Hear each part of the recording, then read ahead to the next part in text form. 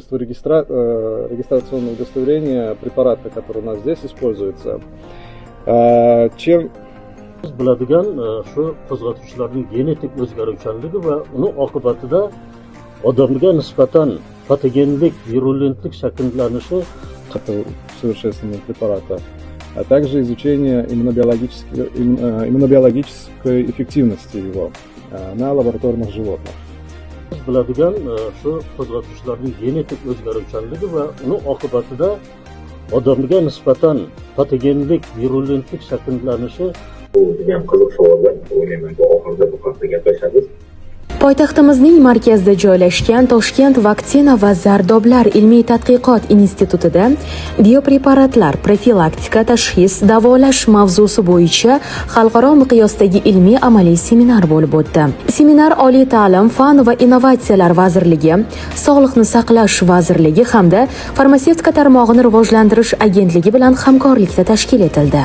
Tadbirning asosiy maqsadi biofarmatsevtika sohasidagi ilg'or tajribalarni o'rganish, dolzarb masalalarni muhokama qilish va yosh olimlarning ilmiy izlanishlarini qo'llab-quvvatlashdan iborat.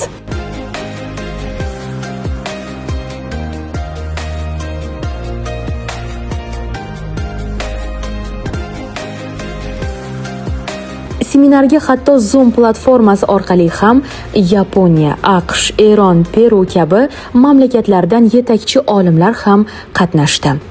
Biotechnology and this is around 12 years that I'm working in the field of vaccine. Respublikamizning ilmiy muassasalari mutaxassislari, doktorantlar va yosh olimlar ham ushbu seminarda ishtirok etishdi.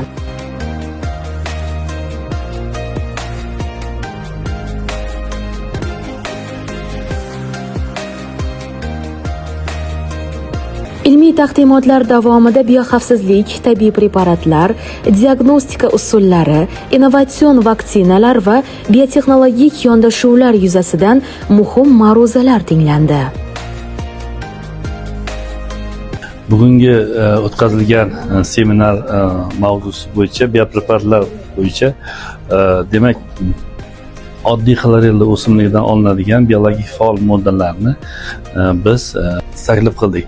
Demak, shuni aytishim mumkinki, hozirgi kunda qishloq xo'jaligidagi asosiy sut, go'sht mahsulotlarini yetishtirishda xlorella o'simidan olingan tabiiy holatdagi biologik moddalar juda ham katta ahamiyatga ega. Bu sir emas, chet mamlakatlarda bundan keng foydalanishadi va buni biz takomillashtirib, faol moddani olib, ishlab chiqarishni yo'lga qo'yishdan maqsad qilib olganmiz.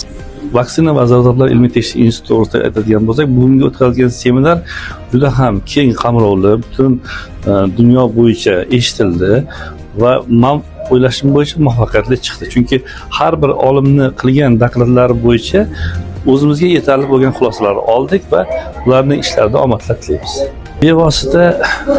Bevosita shu institutda o'zim ham ishlaganman. Hozirgi kunda institutdagi yosh olimlar tadqiqot ishlari olib borilishi, laboratoriyalar ochilishi va hozirgi taraqqiy rivojlanayotgan yangi O'zbekistondagi asosiy ko'rsatkichlarni institut o'z zimmasiga olgan. O'zi ko'rinib turibdiki, olimlarning qatnashishidan, yosh olimlar borligidan institutning juda ham keng qamrovli muvaffaqiyatlarga erishishi albatta ularning kelajagiga bog'liq. Institutning asosiy yo'nalishi bitta yo'nalish emas, bir necha xil yo'nalishlar bo'lib, har bir yo'nalish bo'yicha o'zi alohida olimlar ishlab kelmoqda va bu esa o'zini samarasini beradi deb o'ylayman. Bolalarda ommaviy ravishda emlash tabiatdagi qo'zg'atuvchilarda sirkulyatsiyasiga, ularda hayotiga o'zini ta'sirini ko'rsatadi. Ya'ni ularda muayyan darajada bir mutatsiyaga uchrashlariga, o'zgarishiga sabab ham bo'ladi.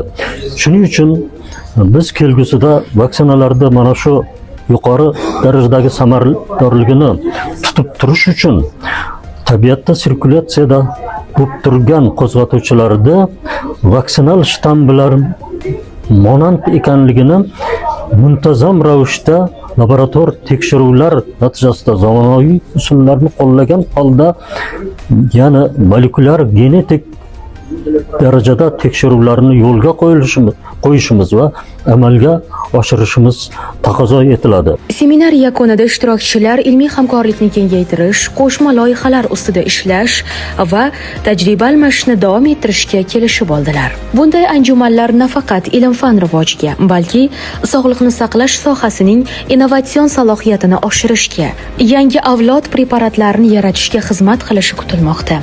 Zero, ilm, hamkorlik va fidoyilik sog'lom jamiyat poydevoridir.